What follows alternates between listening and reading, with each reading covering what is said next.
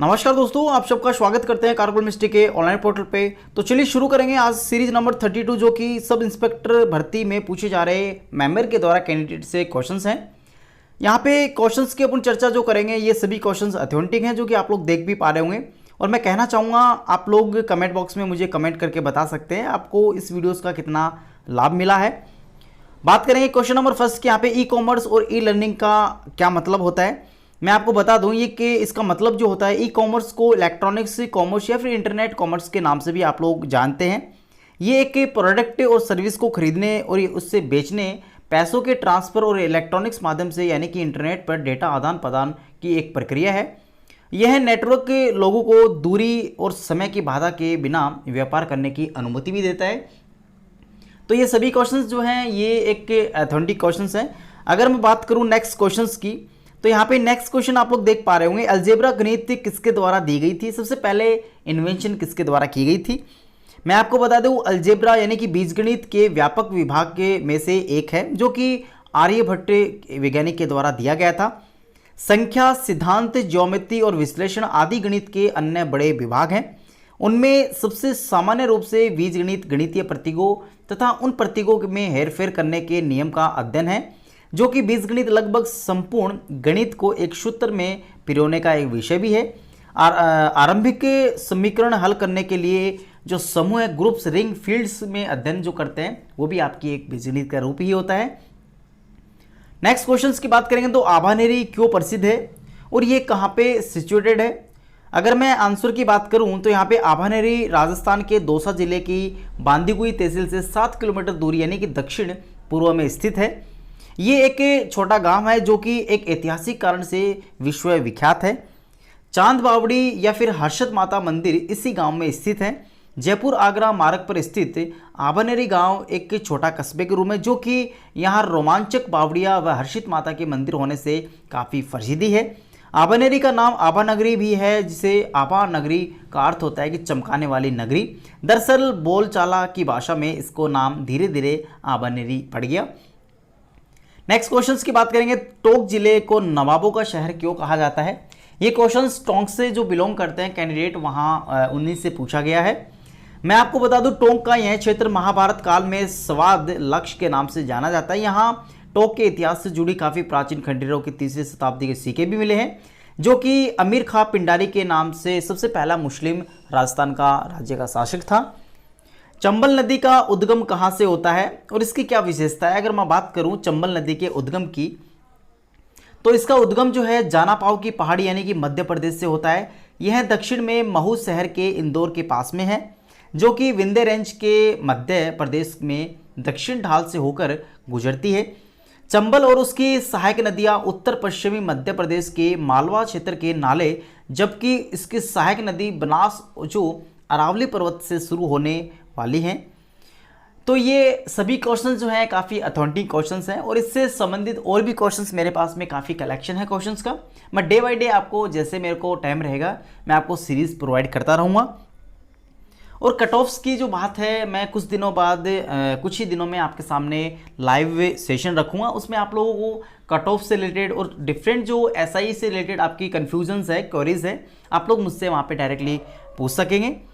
कुछ ही 1-2 दिन में मैं आपका लाइव सेशन यहाँ पे लूँगा जो कि ऐसा इंटरव्यू से रिलेटेड सभी कन्फ्यूजन्स क्वेरी का रहेगा, जिसमें आप लोग मुझसे डायरेक्टली क्वेश्चंस पूछ सकते हैं।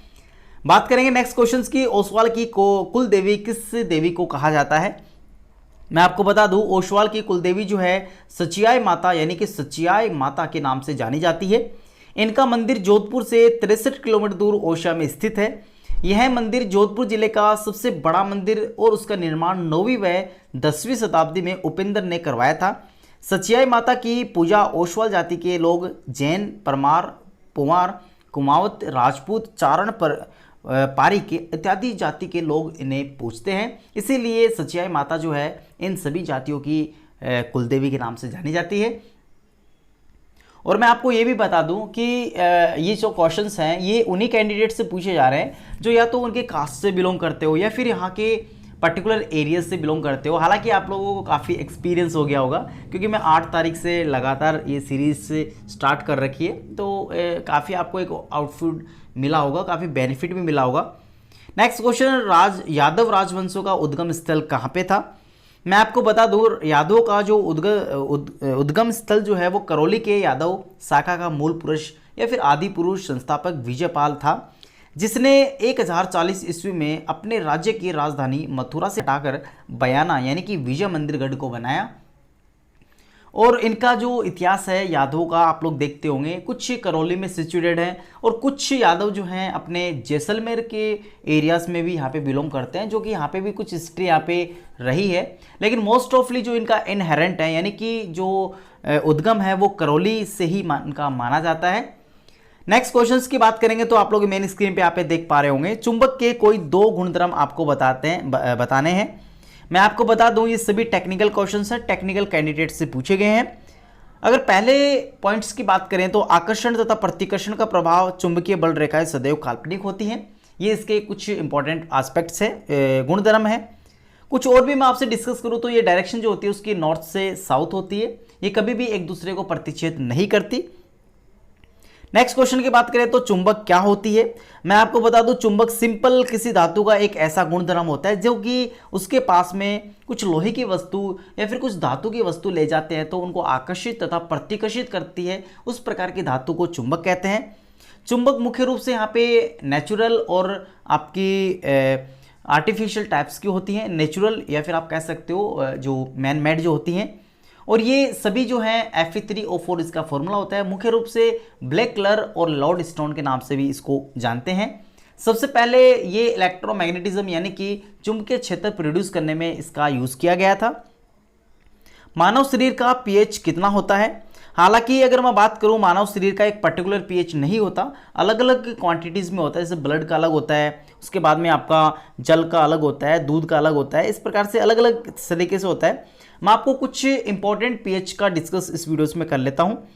यहाँ पे जल का पीएच मोस्ट ऑफली 7 होता है, दूध का अगर बात करें पीएच 6.4 होता है, सिरके का पीएच जो होता है वो 3 होता है, मानव रक्त की बात करें जो 7.4 होता है, नींबू रस का 2.4, NaCl का 7, अम्लीय घोल का पीएच जो होता है वो 7 से कम होता है, उदासीन घोल की बात करें तो 7 होता है, शराब का पीएच जो होता है वो 2.8 होता है। किसी व्यक्ति के रक्त का पीएच जो है कितना परिवर्तन होने का हो जाए कि मृत्यु हो जाती है, 0.02 से। मानव मूत्र का पीएच की बात करें तो 4.8 से 8.4 के बीच में होता है। समुद्री जल की बात करें तो 8.5 इसका पीएच होता है। और अपने पास में जो टीएल्स होते हैं यानी कि आंसू जो होते हैं उनका पीएच मान जो होता है वो 7.4 होता है। और उदासीन और न्यूट्रल्स की बात करें तो यहाँ पे 7 होता है, मैक्सिमम यहाँ पे 14 होता है और मिनिमम यहाँ पे 0 होता है। तो ये अपने पास में पीएच से रिलेटेड इन्फॉर्मेशन थी। यहाँ पे कैंडिडेट जो है यहाँ से केमिस्ट्री बैकग्राउंड से वो बिलोंग करते हैं, इसलिए उनसे इस प्रकार के क्वेश्चंस पूछे गए हैं। आप लोगों को कितना फ़ायदा इस वीडियो से हुआ है आप लोग कमेंट बॉक्स में कमेंट जरूर करें ताकि मुझे भी आपका सपोर्ट मिल सके। नेक्स्ट अगर बात करेंगे नेक्स्ट क्वेश्चन की, जो कि आप लोग मेन स्क्रीन पर यहाँ पे देख पा रहे होंगे, काफ़ी अच्छा क्वेश्चन है ये। एक्स सर्विसमैन कैंडिडेट से यहाँ से पूछा गया है, जो कि अभी हाल ही में 2-3 दिन से एक्स सर्विसमैन के ही इंटरव्यू यहाँ आरपीसी करवा रहा था। बात करें DEWS का संबंध किससे है, मैं आपको बता दूं DEWS का अगर बात करें तो डिपार्टमेंट ऑफ एक्स सर्विसमैन यानी कि वेलफेयर या फिर आप कह सकते हो पूर्व सेनानी कल्याण विभाग से है, जो कि एक डिपार्टमेंट है जो मिनिस्ट्री ऑफ डिफेंस के अंडर में काम करता है। और ये इसका जो सेटअप जो है इस्टेब्लिशमेंट जो है वो 2004 में किया गया था। ये सभी इंफॉर्मेशन जो है, ये सभी क्वेश्चन जो है एक्स सर्विसमैन कैंडिडेट से पूछे जा रहे हैं, जो कि एक्स सर्विसमैन हाल ही में यहाँ पे 2 या 3 दिन से देखने को मिले हैं फर्स्ट और सेकंड पारीज में। तो यहाँ उनको उनकी कैटेगरी से उनकी सर्विस से रिलेटेड ही यहाँ पे क्वेश्चन पूछे गए हैं, जो कि अपने काफ़ी क्वेश्चंस हो सकता है अपने काम के भी ना हो। तो यहाँ पे कैंडिडेट जो एक्स सर्विसमैन से बिलोंग करते हैं उनके लिए काफ़ी इंपॉर्टेंट होंगे। मैं आपको कहना चाहूँगा उन कैंडिडेट से मोस्ट ऑफली जो क्वेश्चन पूछे जा रहे हैं उनसे ये पूछे जा रहे हैं कि आपने 14 साल में सेवानिवृत्त क्यों ली, आप 60 साल तक भी तो कर सकते थे। इंडियन आर्मी के कुछ इफेक्ट्स क्या थे, बेनिफिट्स क्या थे, कुछ ड्रॉबैक्स क्या थे, ऑफिसर्स की क्वालिटीज़ क्या होनी चाहिए, सोल्जर्स का डिफरेंस कैसा होना चाहिए, ये सभी क्वेश्चंस वहाँ से पूछे गए हैं। वीआरएस का मतलब सर्विस में क्या होता है, मैं आपको बता दूं वीआरएस का मतलब सिंपली होता है वॉलंटरी रिटायरमेंट यानी कि स्वैच्छिक सेवानिवृत्ति लेने वाले केंद्र सरकार ने कर्मचारियों को अनिवार्य रूप से नेशनल पेंशन सिस्टम यानी कि एनपीएस ये 80% रिटायरमेंट कॉर्प्स की एन्यूटी में निवेश करना होगा। बाकी 20% की अगर बात करें तो यहाँ पे भुगतान उन्हें एक मुश्त यानी कि किया जाएगा। यह रकम पूरी तरह से टैक्स के दायरे में आएगी। इतनी तुलना में सामान्य रिटायरमेंट के मामले में सेवानिवृत्त होने वालों को रिटायरमेंट कॉर्पस का केवल 40% यहाँ पे निवेश करने की जरूरत होगी। बाकी की रकम की अगर बात करें तो एक मुश्त भुगतान यहाँ पे करना होगा और इस पर कोई प्रकार का टैक्स लागू नहीं होगा।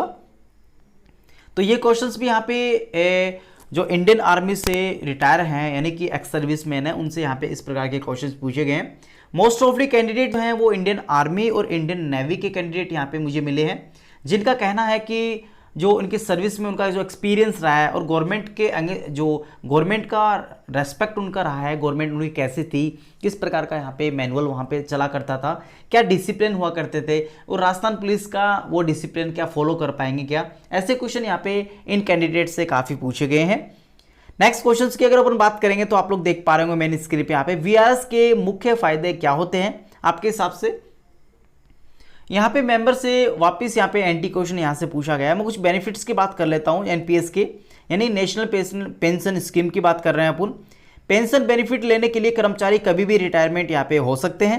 केंद्र सरकार के कर्मचारियों को अब स्वेच्छा से सेवानिवृत्ति होने की अनुमति भी यहाँ पे सेंट्रल गवर्नमेंट ने दी है, तब भी वे एनपीएस के तहत पेंशन के लिए पात्र होंगे। इससे पहले केंद्र सरकार के कर्मचारी केवल पेंशन के लिए तभी हकदार होते थे जब वे कम से कम 20 साल की सर्विस पूरी कर लेते थे।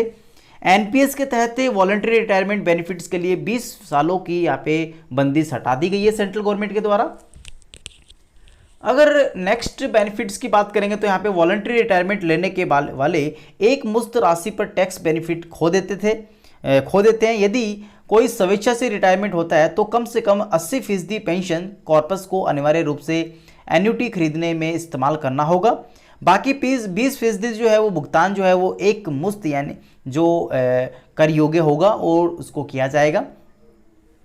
तो ये क्वेश्चंस भी हैं जो एनपीएस से संबंधित हैं। हालांकि जनरल क्वेश्चंस हैं, ये आप लोग सर्विस के भी रहते हैं, इस प्रकार के क्वेश्चंस डिजाइन कर सकते हो, बना सकते हो और अदरवाइज आपको नॉलेज भी इन क्वेश्चंस का होना चाहिए। हालांकि सबसे ज़्यादा कैंडिडेट जो हैं वो अपने इंडियन आर्मी से ही यहाँ पे देखने को मिले हैं, जो कि यहाँ पे राजस्थान पुलिस में आना चाहते हैं। उनसे एक ही कॉमन क्वेश्चन पूछा जाता है, आप राजस्थान पुलिस में क्यों आना चाहते हो? यहाँ पे डिसिप्लिन नहीं रखा जाता, आप कैसे डिसिप्लिन रख पाएंगे? नेक्स्ट क्वेश्चन की बात करें तो रिटायरमेंट डेथ बेनिफिट्स का दायरा किस नियम के अनुसार यहाँ पे तय होता है? मैं आपको बता दूं, इसके लिए जो रिलेवेंट आंसर जो है वो department of pension and pensioner welfare के अनुसार यहाँ पे तय होता है। रिटायरमेंट और ग्रेजुएटी व डेथ बेनिफिट्स का दायरा बढ़ाया भी जा सकता है। एनपीएस के तहत आने वाले सरकारी कर्मचारियों को ये बेनिफिट्स केंद्रीय सिविल सेवा पेंशन नियम के तहत यहाँ पे 1972 के तहत यहाँ पे लागू नियमों का शर्तों के अनुसार यहाँ पे दी जाती है, जो कि एक डिपार्टमेंट्स है जो कि आप लोग देख पा रहे होंगे, department of pension and pensioner welfare के अनुसार ये सभी दी जाती हैं।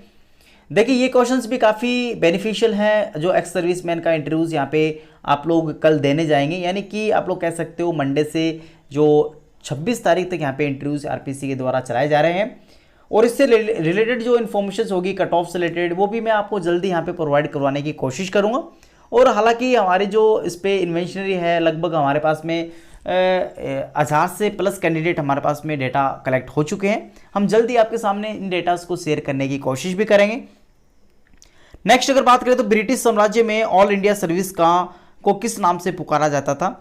मैं आपको बता दूं, ब्रिटिश राज्य में ऑल इंडिया सर्विस की अगर बात करें, जिसे आप लोग मोस्ट ऑफली इंडियन सर्विस कहते हो, यानी कि यूपीएससी के द्वारा जो कंडक्ट करवाया जाता है, उसको कॉन्वेंटेड सर्विस के नाम से पुकारा जाता था। उसके बाद में इसी सर्विस का नाम जो है इंडियन सिविल सर्विस यानी कि आईसीएस नाम इसका रख दिया गया है, जो हाल ही में आप लोग बोलते भी हो इंडियन सिविल सर्विसेज, जो यूपीएससी के द्वारा एग्जामिनेशंस कंडक्ट करवाए जाते हैं। नेक्स्ट क्वेश्चंस की अगर अपन बात करेंगे तो आप लोग देख पा रहे होंगे नेक्स्ट क्वेश्चन यहाँ पे, हाल ही में आर्मी के चीफ कौन है? तो मैं आपको बता दूं ये भी डिफेंस सर्विस से रिलेटेड कैंडिडेट से पूछा गया है। अभी हाल ही में जनरल मनोज मुकुंद नारवणे जो हैं अभी हाल ही में आर्मी चीफ हैं और इनका जो है 4 star general of the Indian army, यानी इनको 4 स्टार यहाँ पे मिलता है, जो कि आप लोग देख पा रहे होंगे। PVSM, AVSM, SM, VSM, ADM, ADC, ये सभी आर्मी स्टूडेंट इनको समझ सकता है बेहतरीन तरीके से। इंडियन आर्मी जो है 28 चीफ जो आर्मी के स्टाफ जो बने हैं वो अभी हाल ही में नरवणे बने हैं। और हालांकि ये जो जनरल बिपिन रावत जो है 31 दिसंबर 2019 के बाद में जो कंप्लीटेड करके अपना COS को यहाँ पे एक अपना कॉमन डिफेंस ऑफ सर्विस में यहाँ पे ज्वाइन किया है रावत ने। नेक्स्ट क्वेश्चंस की बात करें तो वाल्टर जनाना अस्पताल की स्थापना किस महाराणा के द्वारा की गई थी? तो मैं आपको इसका आंसर बताऊं तो ये महाराणा जो थे वो सज्जन सिंह थे। 1 जनवरी 1877 को दिल्ली में एक वैभवशाली दरबार का आयोजन किया गया, जहां महाराणा सज्जन सिंह ने इस दरबार में शामिल नहीं हुए। 14 फरवरी 1818 को इन्होंने अंग्रेजी सरकार के साथ मिलकर नमक समझौता यहाँ पे किया, जो कि महिंद्रास सभा की स्थापना भी इनके द्वारा महाराणा सज्जन सिंह के द्वारा की गई। गवर्नर जनरल लॉर्ड रिपन ने चित्तौड़ आकर इनको यहाँ पे GCSI का खिताब इनको दिया था महाराणा सज्जन सिंह को, जो कि गवर्नर जनरल लॉर्ड रिपन के द्वारा दिया गया था। तो ये क्वेश्चन जो है ये कैंडिडेट से पूछे गए हैं, वो उदयपुर साइड से बिलोंग करते थे और वहाँ से क्वेश्चंस इस प्रकार के पूछे गए हैं। हालांकि क्वेश्चंस तो काफ़ी यहाँ पे पूछे गए हैं, जो कि मैं आंसर में ही काफ़ी क्वेश्चंस यहाँ पे क्लियर कर दे रहा हूँ आपके। नेक्स्ट क्वेश्चंस की अगर अपन बात करेंगे तो आपके सामने यहाँ पे स्क्रीन पे आ चुका है। सबसे पहले हुरडा सम्मेलन के अध्यक्ष किसे चुना गया था? जो हुरडा सम्मेलन हुआ था उसके सबसे पहले जो अध्यक्ष थे वो किसे चुना गया था? तो मैं आपको बता दूं, सबसे पहले जो हुरडा के सम्मेलन के अध्यक्ष जो चुने गए थे वो संग्राम सिंह द्वितीय को चुने गए थे। हालांकि उदयपुर में सहेलियों की बाड़ी भी इनके द्वारा बनवाई गई थी। मराठों के विरुद्ध भीलवाड़ा में आयोजित होने वाले हुरडा सम्मेलन का अध्यक्ष के रूप में इनको चुना भी गया था। उसके बाद में इनकी मृत्यु की बात करें तो 1734 में हो जाने के कारण जो सम्मेलन की अध्यक्षता जो है वो ये पूर्ण रूप से यहाँ पे नहीं निभा पाए थे। हालांकि उसके बाद में ये फेल भी हो गया था, जो कि मराठा को रोकने के लिए ये एक सम्मिलित गठन यहाँ पे किया गया था सभी महाराजाओं के द्वारा। नेक्स्ट क्वेश्चंस की अगर बात करेंगे तो आप लोग देख पा रहे होंगे मेन स्क्रीन पे, जयपुर में हाल ही में कौन सा बांध चर्चा में रहा? जो अभी हाल ही में जो चर्चा में रहा है, न्यूज़ से अभी करंट अपडेट से लेके क्वेश्चंस पूछा गया है कैंडिडेट से। तो मैं आपको बता दूं, जयपुर का रावता बांध जो है वो अभी हाल ही में चर्चा में रहा। उसका मेन रीज़न मैं आपको बता देता हूं। बांध में पहले से आ रही दरारें को लेके ग्रामीणों ने प्रशासन को सूचित भी किया था, लेकिन इसकी तरफ प्रशासन के द्वारा कोई भी ध्यान नहीं देने के कारण लोकल स्थानीय जो लोगों के द्वारा यहाँ पे विरोध किया गया और उसके लेके यहाँ पे प्रशासनिक अधिकारियों को इसके लिए आदेश यानी नोटिस भी लिखे गए, लेकिन उनके द्वारा यहाँ पे इस बांध के रिलेटेड कोई भी इंफॉर्मेशन कोई भी यहाँ पे सूचना जारी नहीं की गई, ना ही इनके द्वारा कोई कार्रवाई की गई। तो इससे लेके यहाँ पे ये क्वेश्चन पूछा गया है, जो कि जयपुर से करंट का क्वेश्चन है। ये कैंडिडेट जो है हालांकि रहने वाले तो अजमेर साइड के थे, लेकिन इनसे इस प्रकार के लेटेस्ट क्वेश्चन यहाँ से पूछे गए हैं। हालांकि मैं आपको बोर्ड की बात करूँ तो यहाँ पे 3 बोर्ड्स अपने पास में इस्टेब्लिश किए गए हैं। जो एक बोर्ड अपना रामू राय जी का है, उसके बाद में राजकुमारी मैम का है, उसके बाद में शिव सिंह राठौड़ का है। सभी बोर्ड्स की अगर कंपैरेटिव में स्टडी करूँ तो यहाँ पे शिव सिंह राठौड़ के मेंबर जो हैं उनके द्वारा मार्क्स की स्केलिंग जो है काफ़ी हार्ड यहाँ पे की जा रही है। नेक्स्ट अगर बात करें तो यहाँ पे भील कॉर्प्स का जो गठन है वो कहाँ पे किसके द्वारा किया गया था? तो मैं आपको भील कॉर्प्स की बात करें यहाँ पे तो महाराणा सरदार सिंह के द्वारा यहाँ पे इनका गठन किया गया था। इसका सबसे पहले जो कमांडर जनरल जो थे वो कर्नल जेम्स टोड यहाँ पे बने थे। तो यहाँ पे कर्नल जेम्स टोड जो थे वो राजस्थान के आधुनिककर्ता भी यहाँ पे कहे जाते हैं और काफ़ी राजस्थान से बिलोंग हिस्ट्री इनसे रिलेट भी करती है। नेक्स्ट क्वेश्चंस की अगर बात करेंगे तो आधुनिक जयपुर का निर्माता कौन है? तो मैं आपको बता दूं, अभी हाल ही में जो आधुनिक के निर्माता जो जयपुर के हैं वो उनकी यहाँ पे अपन बात कर लेते हैं। तो मिर्ज़ा इस्माइल जो है उनको यहाँ पे आधुनिक जयपुर के निर्माता के नाम से जाना जाते हैं। सवाई जयसिंह ने 18 नवंबर 1727 को जयपुर नगर की नींव रखी थी। प्रसिद्ध पंडित की अगर बात करें तो पंडित जगन्नाथ थे। प्रसिद्ध शिल्पकार की अगर बात करें तो विद्याधर भट्टाचार्य बंगाल के एक इंजीनियर थे और इसे 9 चौकड़ियों का शहर भी यहाँ पे कहा जाता है जयपुर को। पिंक सिटी स्टेरल रेड की इस बुक्स में यहाँ पे लिखा गया है, जिसमें रॉयल टूर टू इंडिया में ये वर्ड लिखा गया है पिंक सिटी। और कुल अगर बात करें जयपुर के तो यहाँ पे 7 दरवाजों के रूप में इसको स्थापित किया गया, यानी जयपुर में टोटल दरवाजे जो हैं वो 7 दरवाजे हैं जहाँ से आप लोग जयपुर में एंटर और एग्जिट कर सकते हैं। जयपुर से भी काफ़ी क्वेश्चंस यहाँ से पूछे गए हैं, जो कि आप लोग पिछले वीडियोस में भी आप लोग देख सकते हैं, वहाँ से भी पूछे गए हैं। नेक्स्ट क्वेश्चंस की बात करें तो फौजदार न्यायालय सबसे पहले कहाँ स्थापित किया गया था?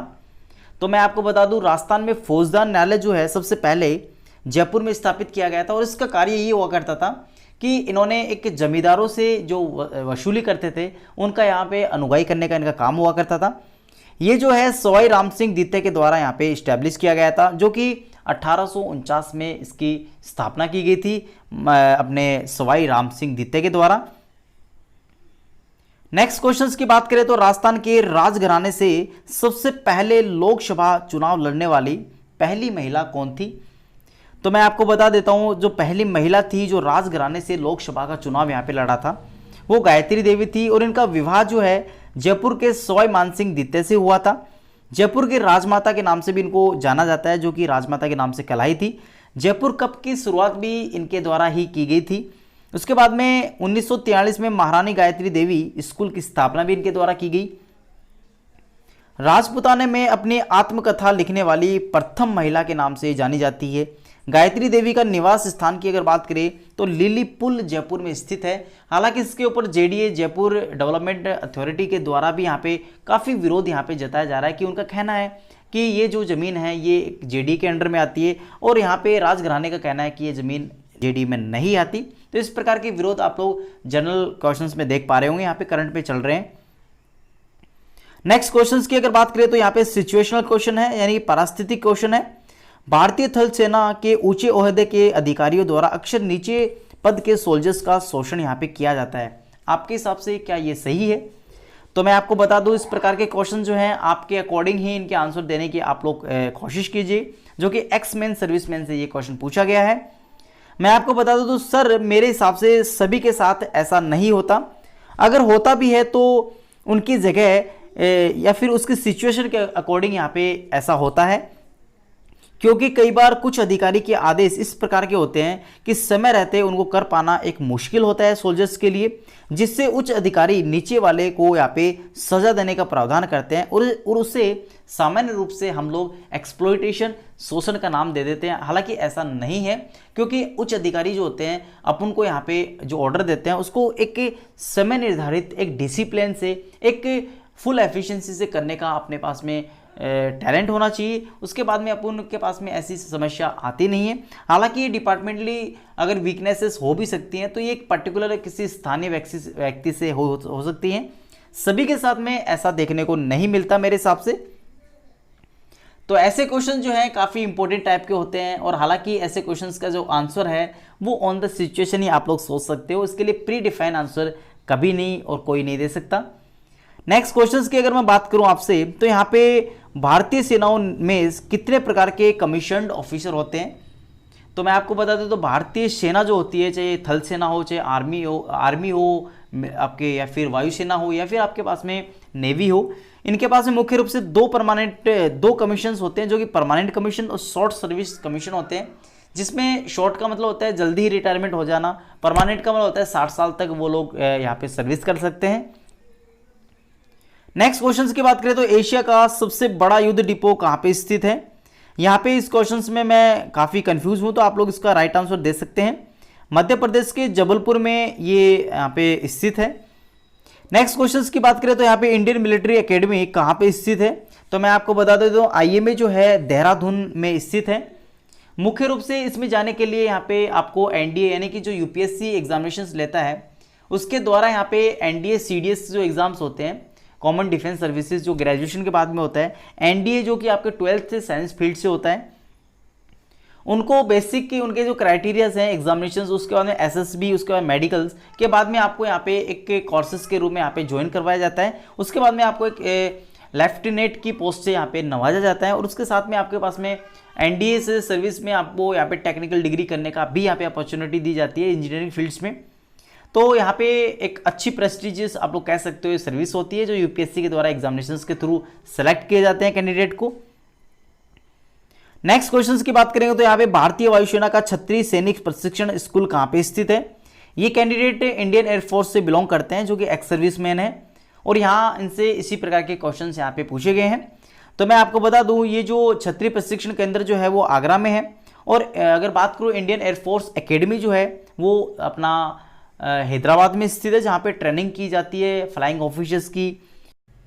तो दोस्तों ये था अपने पास में सीरीज नंबर 32 वीडियोस का, जो कि SI इंटरव्यूज में कैंडिडेट से जो मेंबर के द्वारा क्वेश्चन पूछे गए इंटरव्यू के दौरान वो सभी क्वेश्चंस मैं आपको सीरीज़ बाय सीरीज़ प्रोवाइड करने की यहाँ पे कोशिश कर रहा हूँ। और मैं आशा करूँगा कि आपको ये वीडियो काफ़ी अच्छा भी लग रहा हो, तो प्लीज़ लाइक और सब्सक्राइब करना बिल्कुल ना भूलें।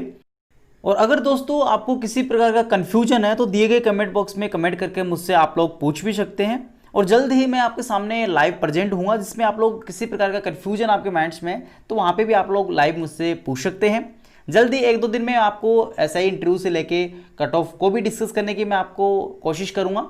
और मैं आपसे लाइव जो रहूँगा वहाँ पे आप लोग किसी प्रकार का कन्फ्यूजन आपके माइंड्स में है, ऐसा इंटरव्यू से लेके फिजिकल से लेके या फिर डिफरेंट प्रकार की कट ऑफ से लेके कैटेगरीज कट ऑफ से लेके आप लोग मुझसे वहाँ पे डिस्कस कर सकते हैं। मैं जल्दी आपके सामने इसका नोटिफिकेशन डाल दूंगा। तो दोस्तों अब मैं इजाज़त चाहूँगा आपसे। थैंक यू, धन्यवाद और बने रहें नेक्स्ट वीडियोज़ के लिए।